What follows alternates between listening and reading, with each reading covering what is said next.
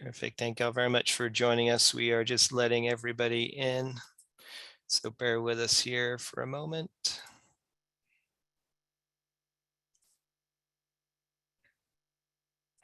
Make sure everybody gets connected before we proceed with our official opening. Chris, it looks like I have everybody in that has joined us so far, so you can begin when ready. Wonderful. Well, I'll start by introducing myself. I'm Christopher Jarris. I'm a radiation oncologist in suburban Birmingham, Alabama, and a fellow of the American College of Radiation Oncology. I'll be our moderator for this evening, and ACRO is very pleased to have two folks from AIM Specialty Health joining us. The first of whom is Joseph Imperato. Dr. Imperato completed his medical school in 1980 at the State University of New York, Upstate Medical Center in Syracuse, and did his residency at the Harvard Medical School Joint Center for Radiation Oncology. He was a chief resident there from 1983 to 84 and was on faculty subsequently at Northwestern for over 25 years. Since his years at Harvard, Dr. Imperato has specialized in the diagnosis and treatment of breast cancer, and he estimates that he's treated well over 5,000 patients in his career. Dr. Imperato is the past president of the Illinois division of the American Cancer Society. He served as a consultant to the editor of the journal Radiology, and in 2005, he was awarded the Humanitarian Award for Cancer Care by the Cancer Wellness Center. Dr. Imperato tried to retire in 2017. However, he failed retirement and joined AIM Specialty Health about 5 years ago. He is now the manager of radiation oncology, medical oncology, and genetics operations, overseeing 34 physician reviewers. We are also very pleased to have Dr. Robert P. Zimmerman with us. Dr. Zimmerman is the National Medical Director for Radiation Oncology at AIM. Dr. Zimmerman serves as and in his role provides clinical leadership and guides the development of AIM guidelines to ensure the consistent use of appropriate radiation within their oncology solution. Prior to joining AIM, Dr. Zimmerman served as an assistant professor of radiation oncology at the Texas A&M University College of Medicine. He has extensive experience with high dose rate implants and brachytherapy. He also has extensive research experience and was the recipient of the American Cancer Society Clinical Oncology Fellowship and a Radiological Society of North America Rankin Resident and Fellow Research Award. He's authored multiple publications on radiation oncology topics and has often been invited to present on various topics. He earned his Bachelor of Science degree from the University of California, Los Angeles, and completed his doctorate at UCLA School of Medicine, and he is board certified in radiation oncology by the American Board of Radiology. So with that, I am delighted to welcome Dr. Imperato and Dr. Zimmerman to this ACRO presentation. Thanks, Dr. Jarris. Joe, you want to put the slides up? I will go ahead and start sharing my screen.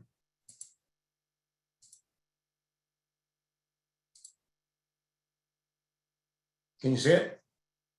Yeah, let's go ahead to the next one. So I'd like to start out by just reviewing our agenda for tonight. I'm going to present an overview of the AIM radiation oncology solution. We'll talk a little bit about how the appropriateness criteria or the guidelines are created and maintained. And then finally, we'll walk through the whole prior authorization process, including peer-to-peer discussions with AIM radiation oncologists. Next slide, please. So you've already been introduced to Joe and myself. We're actually backed up by a large team of people. There's 19 oncologists, both medical and radiation oncologists working for us. So when something is going towards the denial pathway, the peer-to-peer discussion and the review of the records is going to be done by a board certified radiation oncologist. We also have about 20 plus oncology trained nurses available who you may encounter in the more initial parts of a request. Next slide.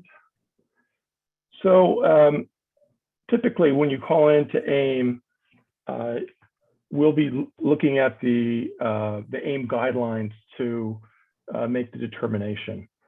The way we maintain these is we have a team of medical librarians who are doing constant surveillance on published literature about any outcomes with different modalities. We're looking at national guidelines from ASTRO, ASCO, ACRO, and NCCN, also looking at consensus statements. And then all of that primary literature and sort of secondary analysis and guidelines are used to update the clinical appropriateness guidelines. When we're happy with those changes, we present it to an external rad-onc panel, which it's used as a team of people who represent different geographic settings and also different practice settings. So there's some from academics, some from community, and from all different parts of the country. That panel votes on the proposed guideline changes, and the approved changes then go on to a larger external multi-specialty panel. And so on that multi-specialty panel, there aren't necessarily a large number of oncologists, but there's people from pediatrics and family practice and neurosurgery, different specialties, which are sort of looking at our process, how we're reviewing the evidence and doing the evidence appraisals, and then also looking for sort of real world usability.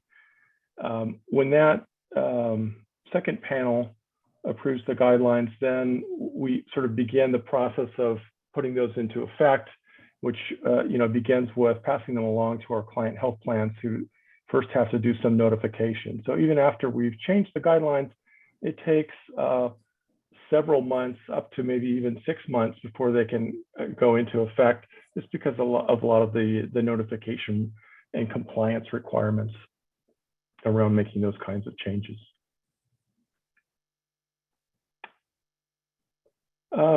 So we commonly will use AIM guidelines, but they certainly wouldn't always use AIM guidelines. And there's sort of a hierarchy of clinical sources for review. So for Medicare beneficiaries, we all know there are no NCDs right now in radiation oncology, but if there were, those would take precedence. We do look for, on any Medicare Advantage case, the local LCDs, which may be in effect there. And if an LCD exists, that would be used as the primary reference point for Medicare patients. Second would be if whatever client health plan, if they have their own medical policies and have not adopted AIM guidelines for all of those criteria, then we would use their policy instead of ours. And example of that, we have some clients who have their own hydrogel spacer policy. And so when we're reviewing a case for that particular client, we would look at their criteria and we would cite their guideline. Whereas if one of a different health plan didn't have a hydrogel spacer policy, then they may have chosen to adopt AIM. But this is sort of the hierarchy of review that we will go through for different patient populations. And typically, guideline updates are based on significant new evidence, but we're not requiring a randomized controlled trial or level 1 evidence as a prerequisite to making an edit in the guideline criteria. So just a couple of examples of the types of things that we've added to the guidelines over the past few years. When the Sabre Comet trial was presented and showed an overall survival improvement for those patients, we began the process of adding an indication for that for SBRT or Sabre to treat oligometastatic disease.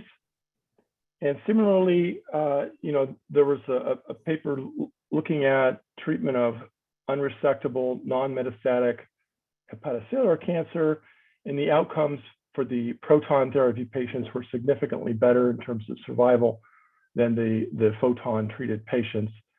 And so that formed the basis for a new indication in the proton guideline. Just a couple of examples where we're not always expecting a randomized controlled trial. Those are very informative when they've asked the right question and they get a meaningful answer, but we're not requiring that. Just to talk about what we manage, we're looking at the the treatment modalities. We do also, include superficial treatment and 3D conformal. We're not denying any sort of basic radiation therapy. We're not saying you can't treat your patient with radiation, but for each of the different modalities, there are some criteria that we'll take a look at to see if it's appropriate. We're going to take a look at the fractionation. Right now, we have a fairly limited fractionation program. It's really focused mostly on breast cancer and bone metastases. We have sort of chosen, since we found low single digits of people were treating with hypofractionated treatment, a few years ago when a couple of our competitors came out with very stringent hypofractionation requirements for prostate cancer. We do some messaging around that, and but chose not to just only allow hypofractionation for all patients because many of us had actually never even done that. We're looking at the use of IGRT or image guidance associated with these treatments. We're looking at the special physics and special treatment procedure codes. And finally, for some health plans, we're also managing radiopharmaceuticals. So, for example, there was a new PSMA therapeutic agent that has recently been approved this year, and that's being added to our radiopharmaceutical guideline.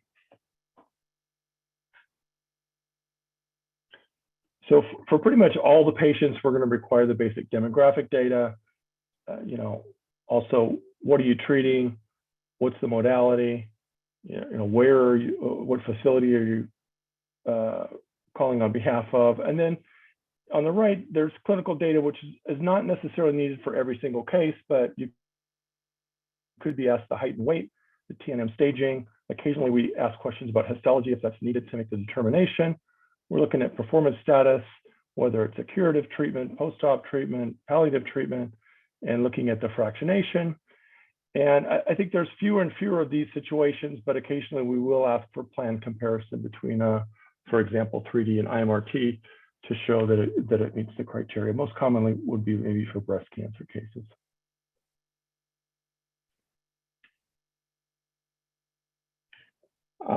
As one of the tools that we have on our provider website is for all the different scenarios and different histologies where we're going to be asking specific information about the treatment plan and or patient characteristics, we've created this order request checklist, which can sort of be filled out before you call in or go on the portal to get it authorized. It just helps gather the potentially needed information so you're not searching around for it once you're already in the program in the middle of your request.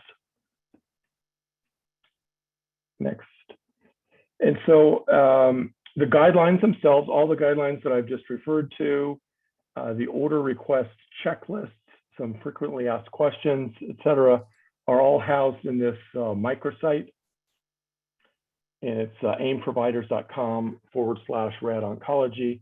And that's where you can download copies of the guidelines and also those order request checklists themselves.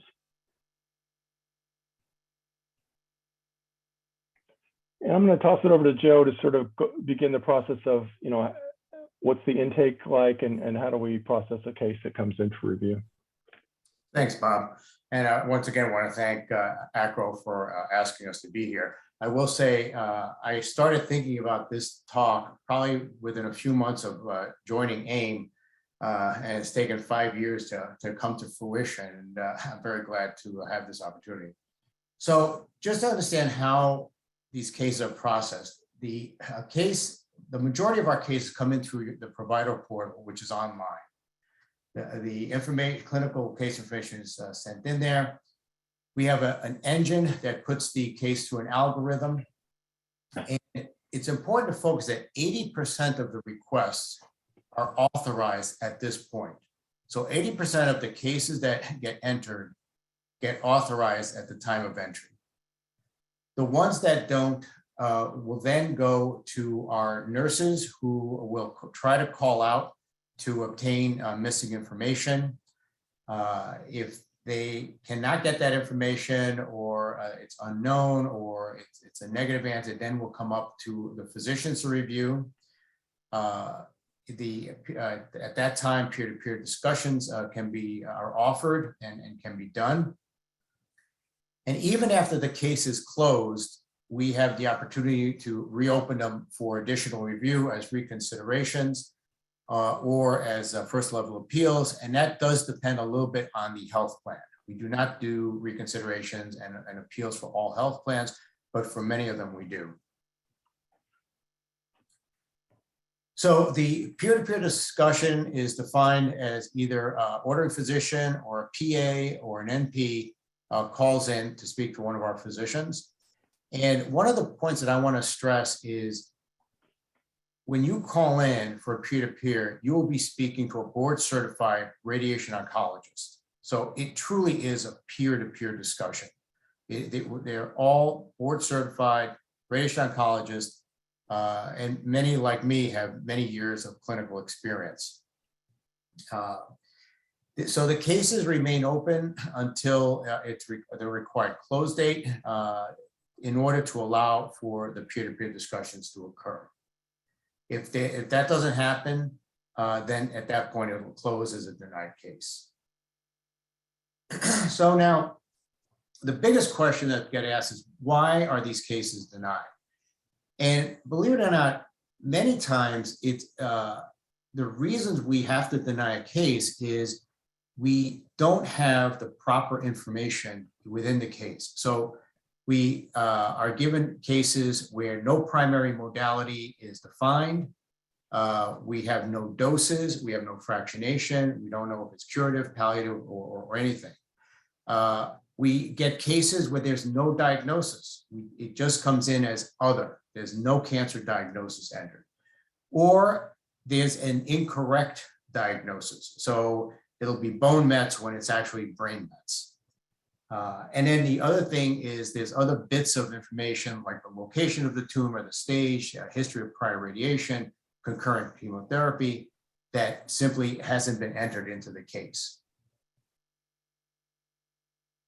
A lot of times we get asked why a case remained open for so long. And again, these are rules that we have to follow. Some are based on state laws, some are based on the Medicare, some are based on the health plan. But a case may stay open anywhere from 1 to 7 days. We're required to keep it open for that period of time. So for those ones that have the short time frames, people often get frustrated because they call in and the case has already been closed. And again, that's a requirement that is placed upon us. It's not something that we determine. However, many of these cases can be reopened for reconsiderations, usually within 10 business days. So there is opportunity, even after a case is closed, for it to be reviewed again. And of the 20% of the cases that come up to us, about 25%, excuse me, ultimately are denied. So the overall denial rate of every case entering the system is only about 5 or 6%. And yet I know, having sat in all of your shoes, it's kind of sticks in your craw, and it's kind of the reminiscent of, when you took the SATs or the MCATs, you walked out of there and you remembered that the one question you didn't know, the question you got wrong. So when something doesn't go through, it kind of bothers people, but understand that it is a minority of cases that don't get approved right off the bat. So a couple of examples of scenarios where we do different evaluations. So IMRT is automatically approved for things like head, neck, prostate, GYN, anal, stage 3 lung cancer. But sometimes we get requests for IMRT where it's not clear IMRT is necessarily indicated. And in that case, we may ask for a comparison plan with a 3D. And when we request that, a lot of times we'll get, the physicist will dump all of the machine data. We'll get like, 50-page facts. And especially if it has graphs on it, they're very hard to read on the faxes. So what we always request is just a small table demonstrating that using IMRT, the lung V20 is 22%, but with 3D, it's 40%. or telling us that this patient had a prior history of radiation treatment and we're trying to avoid excess dose of the cord, et cetera. So we just need a very limited amount of information in these comparison plans. Protons are another area where it can sometimes be a little frustrating for some physicians. Now, there's many areas where we automatically approve protons, pediatric, uveal melanomas, CNS tumors, the hepatic tumors, as Bob pointed out. But in other cases, we're going to need a comparison plan to IMRT to demonstrate why protons are necessary. And again, typically in situations of reirradiation, there's usually a very good indication for protons, or if unusual anatomy, where you have to protect a sensitive organ. So IGRT is kind of an interesting development in that we automatically approve it for IMRT. However, we are now starting to see IGRT being requested for everything, including, for example, a bone met in the femur, and part of the problem is when people are taking port films, often the billing staff or the office staff that's putting in this request mistake daily port films or weekly port films as IGRT.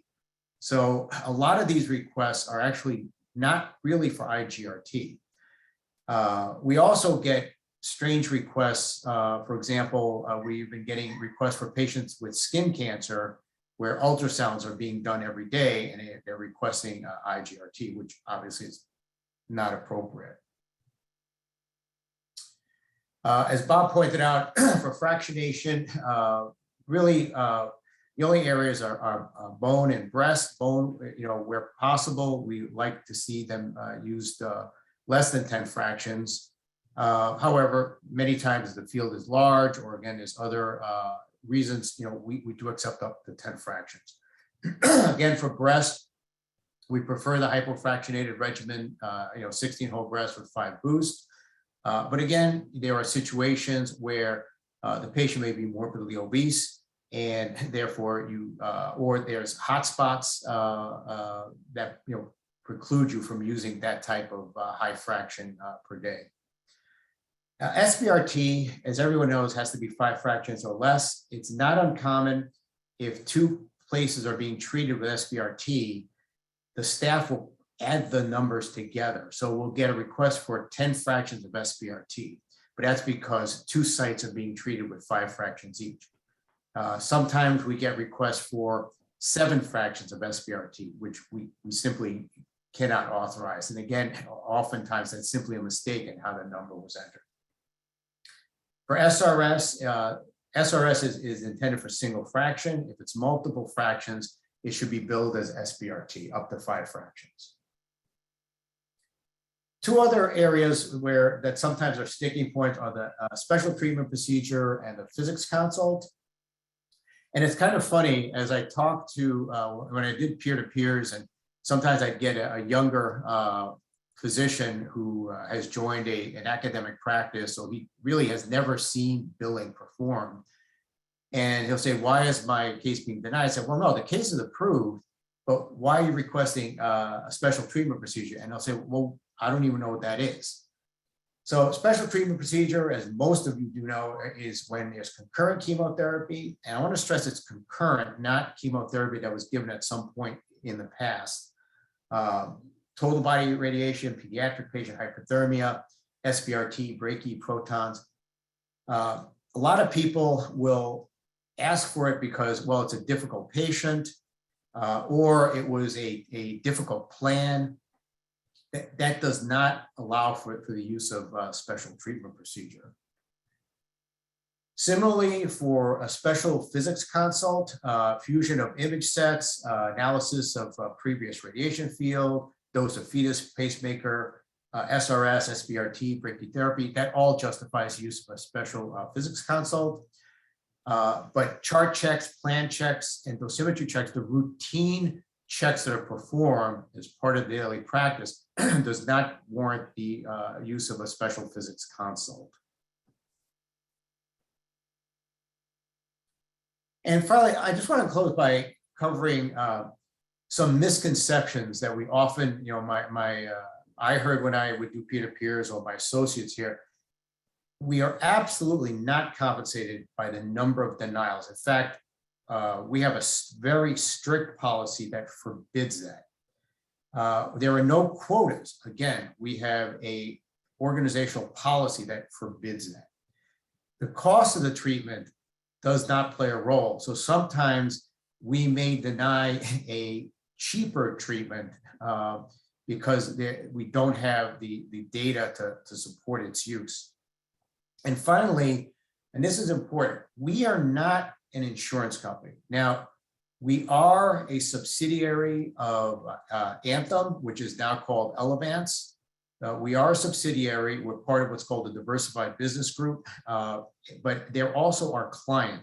So we have an arm's length relationship with them because we do Blue Cross Blue Shield, we do multiple plans. So we are a subsidiary of the health plan, but we ourselves are not the health plan. And finally, just a couple of quick tips that really is helpful for either your billing company or your office staff. If you're going to fax information, it's very tempting in these days of EMR to hit fax, and they fax the entire medical record and we'll get a 150-page fax. And ironically, that 150-page fax contains everything except your consult note. So we know about the patient's diabetic foot ulcer 4 years ago, but we don't know why you're seeing them or what you're treating. So make sure they're uploading the pertinent information. And 2 or 3 or 5 pages is much better than 100 pages not containing the information we need. The faxes are not in color, so DBHs do not show up well. Again, that's where a simple chart with the dose comparison is valuable. And again, we don't need any machine data. And finally, just again, use the flow sheets, educate your staff, educate your billing company. And it does help to spend a little time reviewing our guidelines. Our guidelines are on our website. They're not secretive, they're not hidden. You can go there and you can look at them, and it spells out fairly clearly what we would automatically approve and what information we might need to approve a special circumstance. And let me stop there, and we can open it up for questions.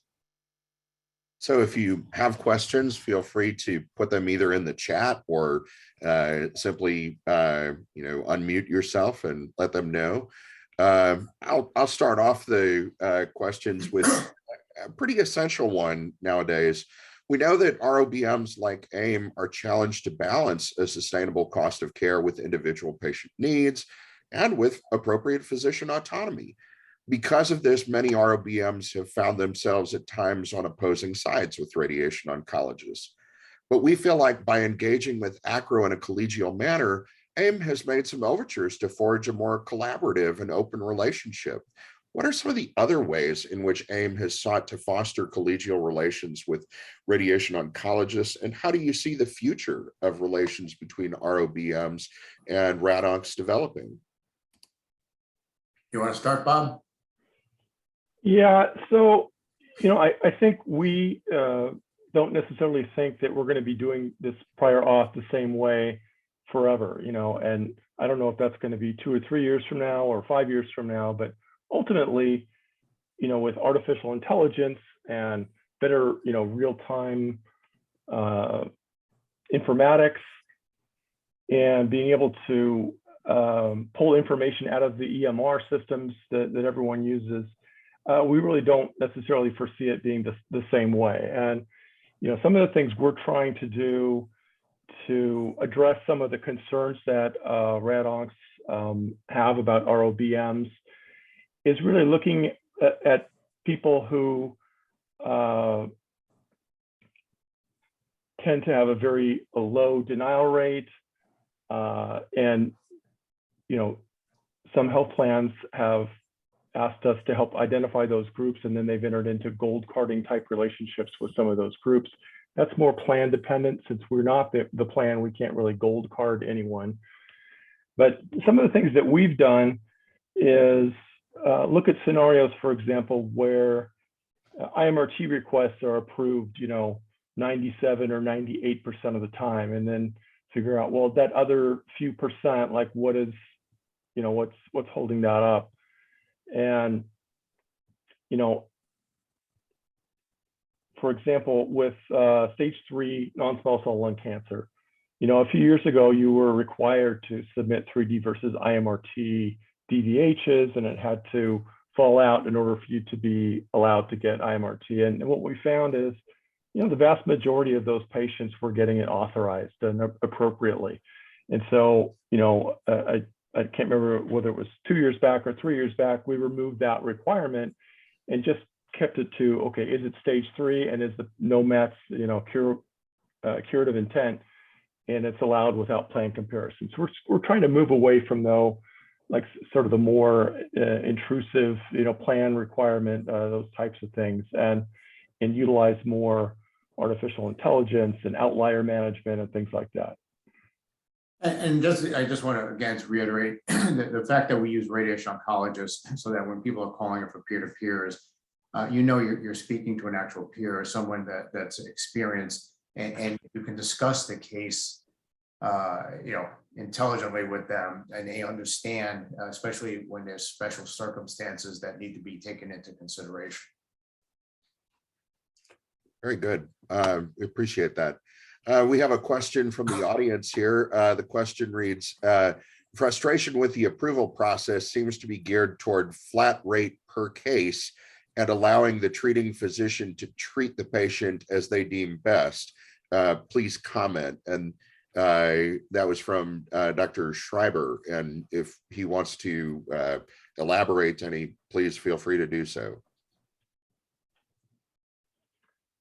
Yeah, so of course you're talking about the alternative Medicare payment model that has been discussed for many years and has been delayed many years. So I don't know that experiment is going to work, you know, to sort of pay people so little that we really don't care what they do. Do whatever you want. We're going to give you, you know, here's $5,000, do whatever you want. I don't know if that's going to work or not. I mean, everyone's paying attention to that. If it ever actually goes into effect, we should be able to get some data on, you know, did that really affect people's treatment decisions or not? I don't necessarily see that as the future, but we'll see. Very good. So in the overall prior auth request, what data items do you think are most commonly omitted that end up resulting in a peer-to-peer? And Joe, you kind of talked about this a little bit, but, you know, do you have sort of a top 3, if I could only get this, and this every time, I'd be happier? So besides the obvious ones where, you know, the stage of the cancer is left out, sometimes the location, if it's like a bone metastasis, the location is left out. One of the most common is a request for special treatment procedure, and there's no mention of chemotherapy. And it's like, for example, a head and neck cancer, where I know they're getting concurrent chemotherapy, but you know, you got to say it. And what'll happen is the billing company or the office staff, when they get asked the question and say, is this because of concurrent chemotherapy, they'll hit unknown. Well, once they hit unknown, it stymies the process. That you know, we have to deny that until we get confirmation that the patient is getting concurrent chemotherapy, even though we know it's a stage 4, you know, head and neck primary, and we know they're getting concurrent chemotherapy, but they answered unknown. So that, and I would say probably that is the biggest cause of problem, is questions being answered unknown. Even things like for breast cancer, you know, the patient have a, you know, lumpectomy, mastectomy, they'll answer unknown. So it'll be, this and a boost, but I don't know what's being treated. I don't know if it's a chest wall or an intact breast that's being treated. They'll leave out doses will be left out, or fractionation will be left out. So, it's really basic information, and that's why that checklist. And I know, listen, I know you guys are busy in practice. I know what it's like in practice. You're busy, and like the last thing you want to do is fill out yet another sheet, because you already have another 240 that you have to do, as part of your EMR.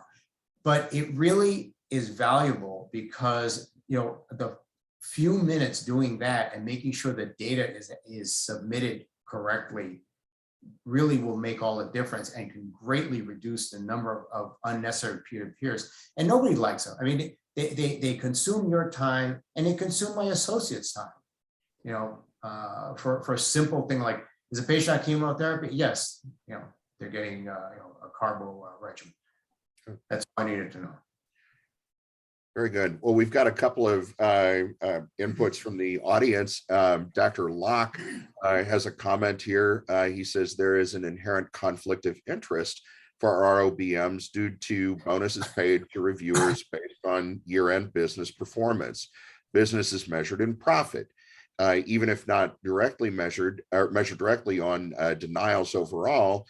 It is understood by reviewers that the end result must be to achieve business performance. If an ROBM is profitable, the question is, does it really add clinical value on a national scale in light of this potential conflict of interest?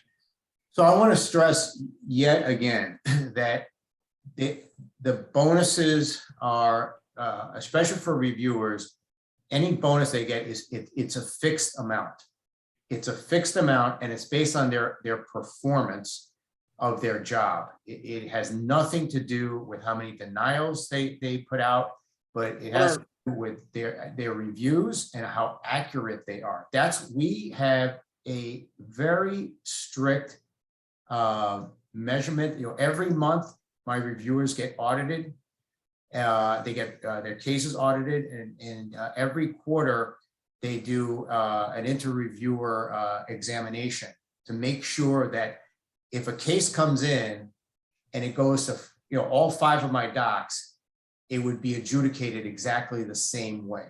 That is very important to us, that it's not a crapshoot, that if you get Joe, he's going to turn you down because he just says no to everything. But if you get Bob, oh, he approves everything.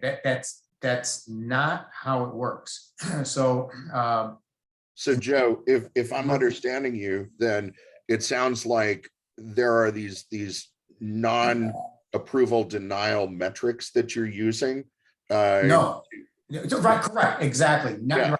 Has nothing to do with approval or denial statistic. It is based on the quality of the review. Did you incorporate all the pertinent information? Is your review correct? Did you use the right guideline? That's what we look at. That's the only thing that our associates are measured against. Good deal.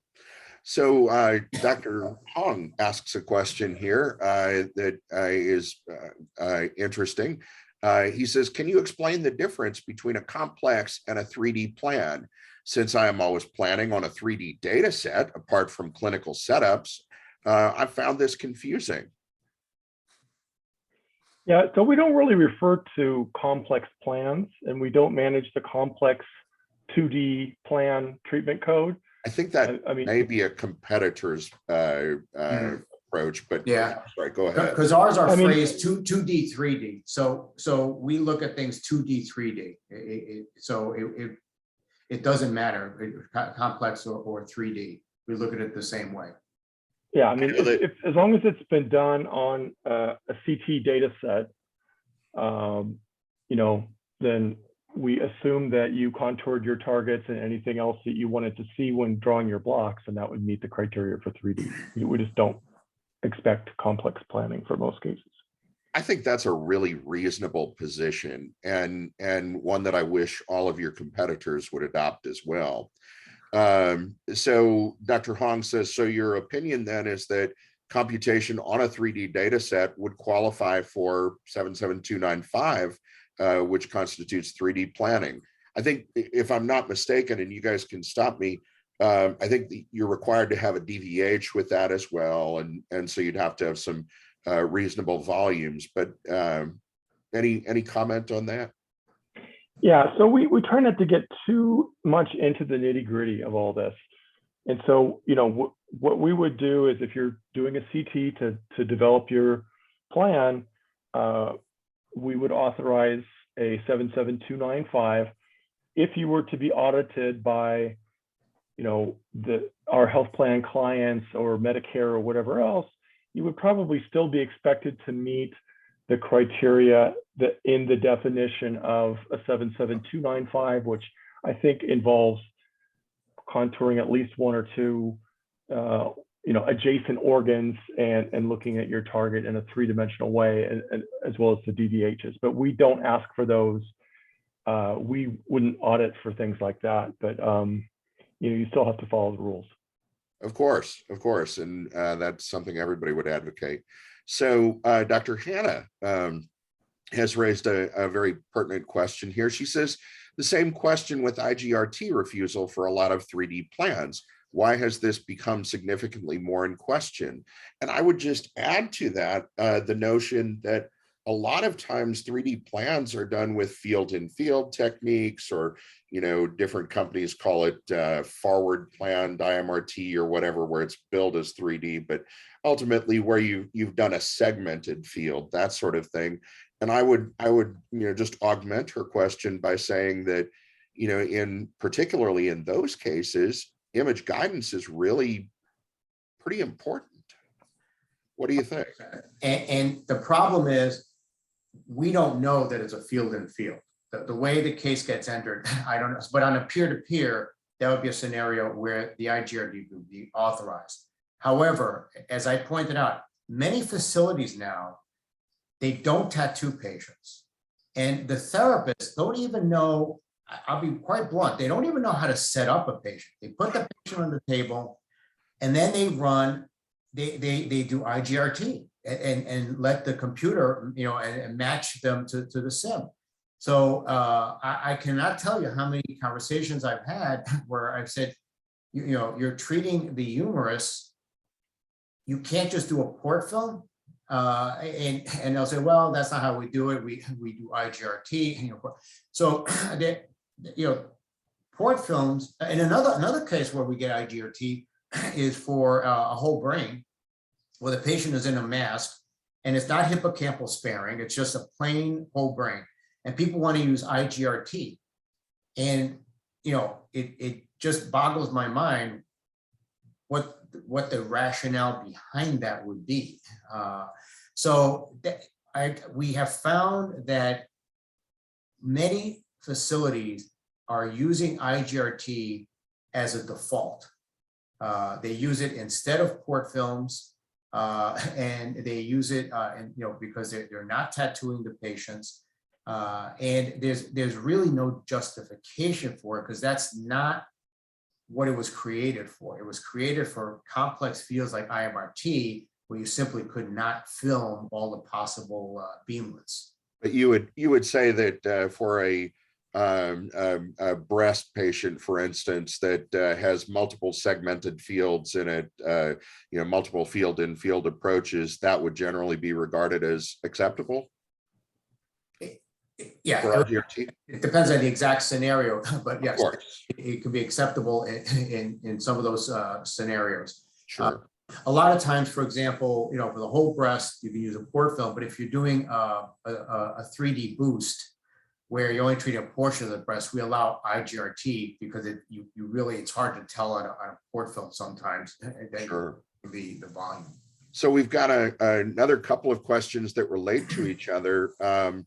Does AIM plan to institute a gold card program similar to what happens in Texas, so that if a physician had all their requests authorized 100% of the time, or I think Texas is maybe 90% of the time or something, that this physician is given a gold pass for a specified period of time?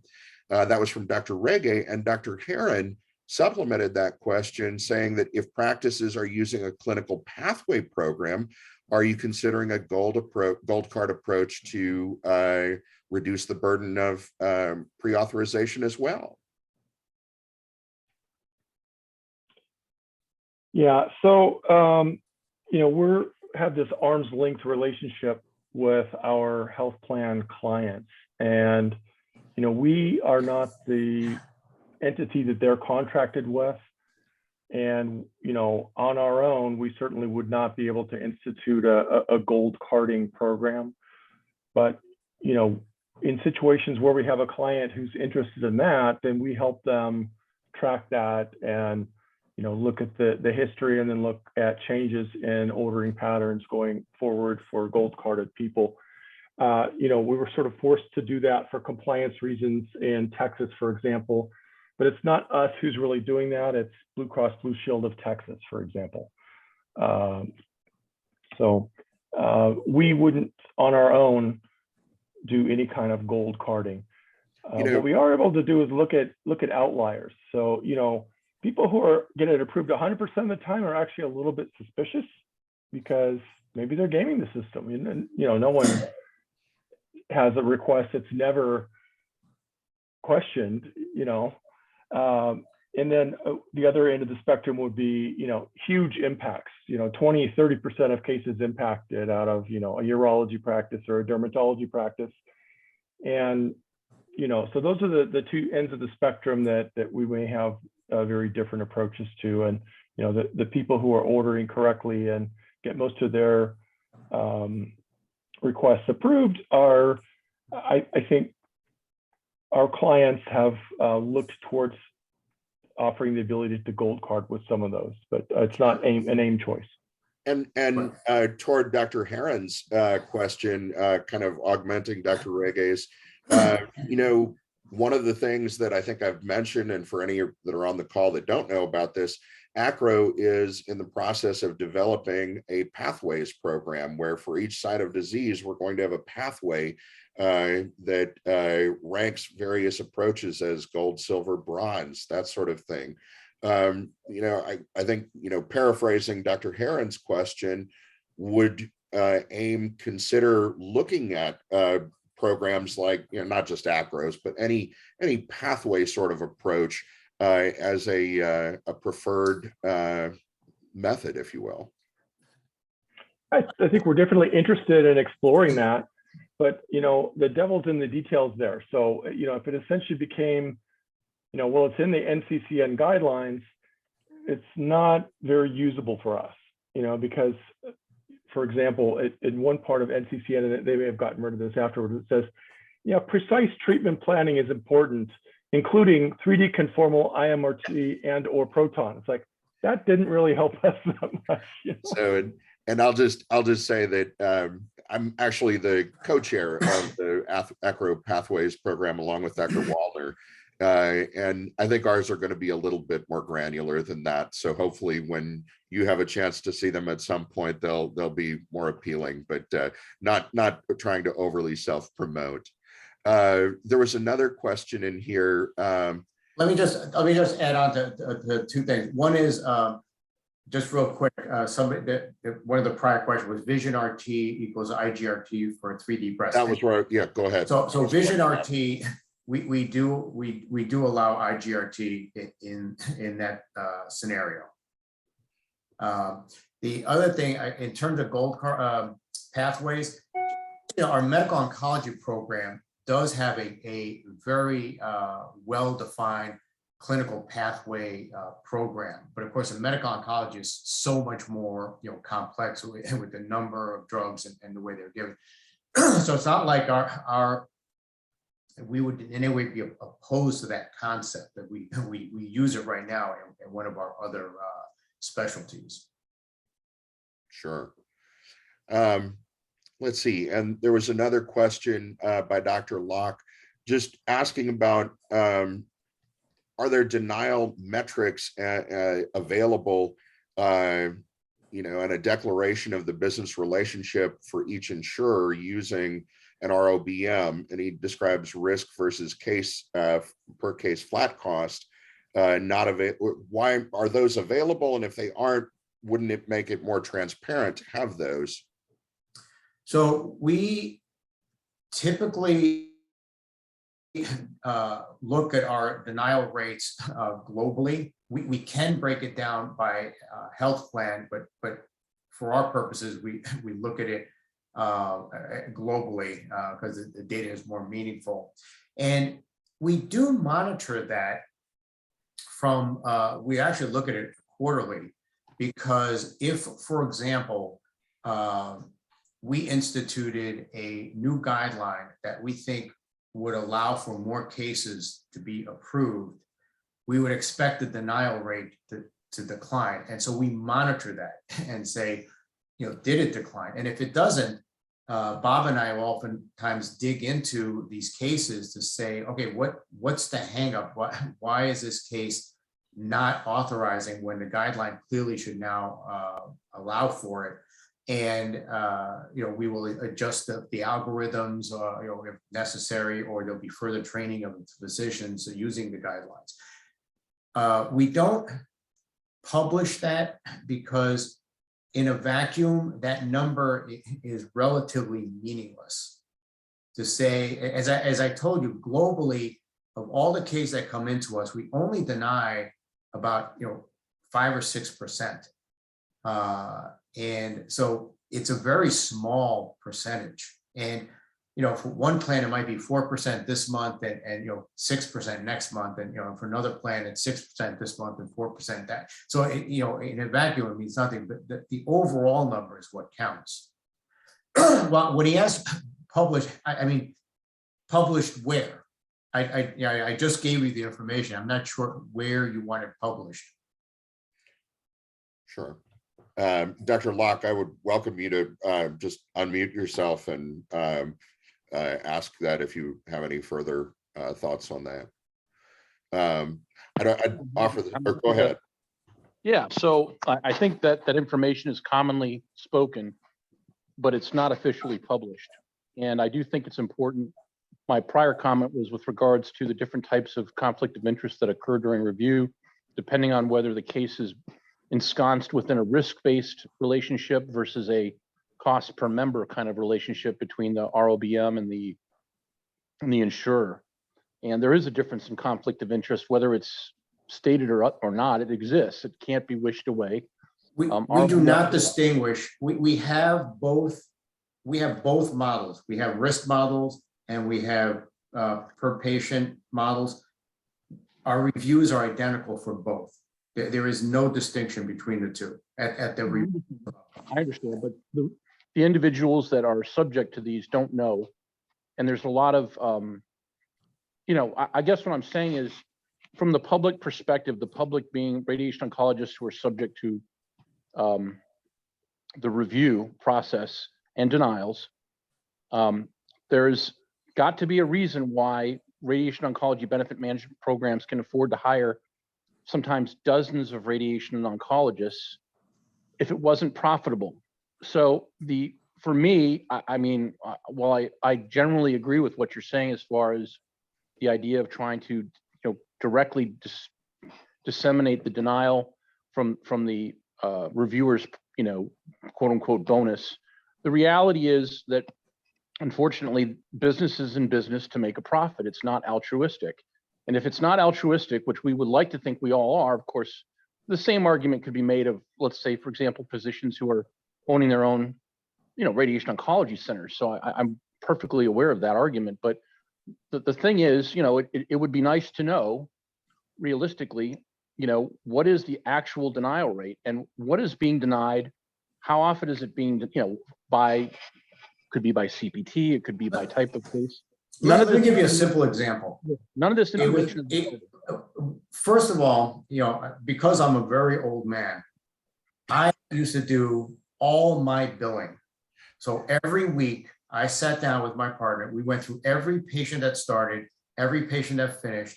We pulled up all the charges and verified that they were correct. Sent it to my billing company. And then every month I audited my billing company to make sure that my billing was correct.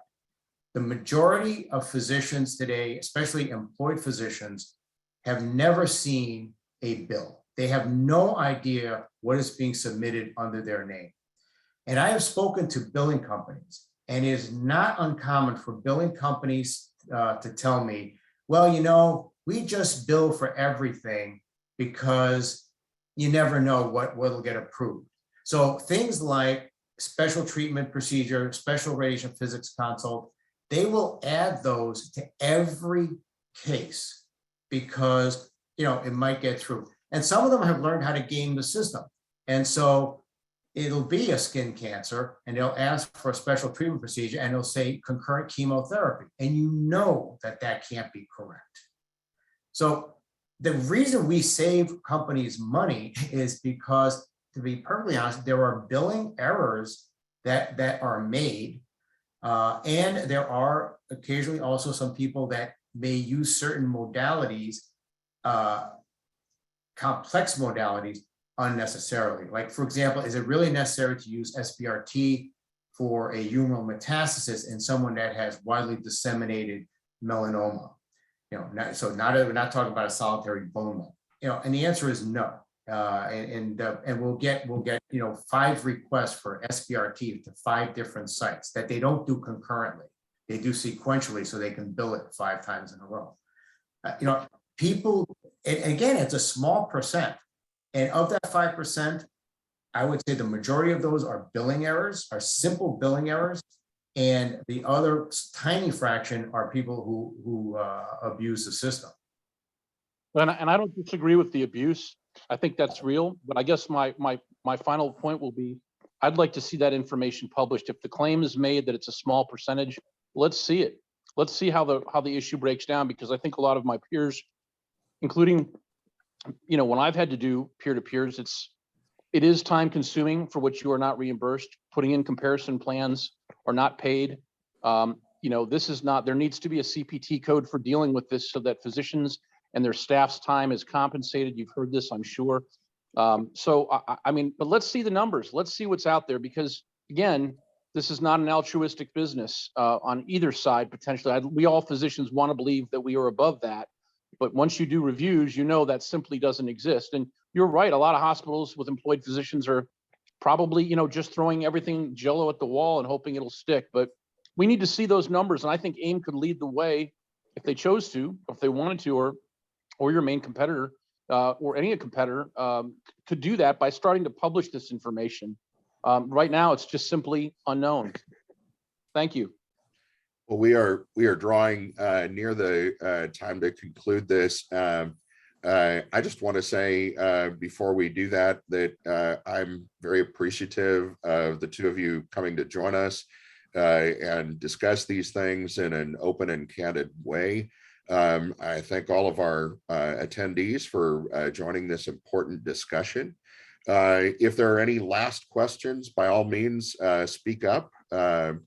But otherwise, we will end with thank you for coming and discussing this with us. Oh, and an important question came up. Is there a link for the recorded session? There is, and I think Fraser, will you be sending that out to everyone? Yes, we'll get that distributed to the membership so they can go back in and reference it. All right. Well, once again, thank you to everybody for joining us, and have a really good evening. Thank you. Thank you for having us.